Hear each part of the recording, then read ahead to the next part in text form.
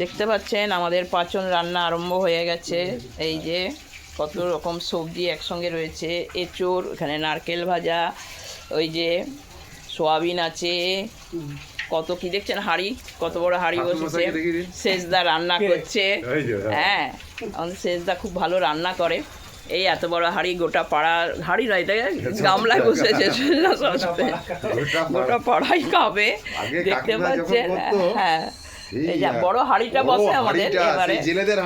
হ্যাঁ, এবারে হাঁড়ি বসেনি। এই যে দেখতে পাচ্ছেন এত বড় কড়াই আছে, এরপরে আবার কড়াইয়ে ঝকা হবে সব। এই যে সব হচ্ছে, এবারে এক ডেকচি রান্না হবে। এটা সবার বাড়ি বাড়ি একটু করে যাবে প্রসাদ। এই হচ্ছে আমাদের পাচন।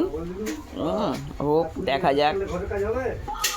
আমাদের গাছের এঁচোড়, এই যে এঁচোড় আমাদের গাছের থেকেই নেওয়া হয়েছে। দেখতে পাচ্ছেন কত এঁচোড় হয়েছে আমাদের গাছে।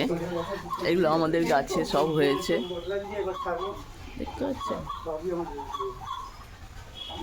আমাদের গাছে। দেখুন পান গাছ কি সুন্দর হয়েছে আমাদের পান গাছ। মানি প্ল্যান্ট, অনেক টাকা থাকলে নাকি বড় বড় পাতা হয়, দেখতে পাচ্ছেন। এই যে হচ্ছে মানি প্ল্যান্ট। আজকে আমাদের আর রান্না কিছু হবে না, ওই পাচনই আমাদের সব।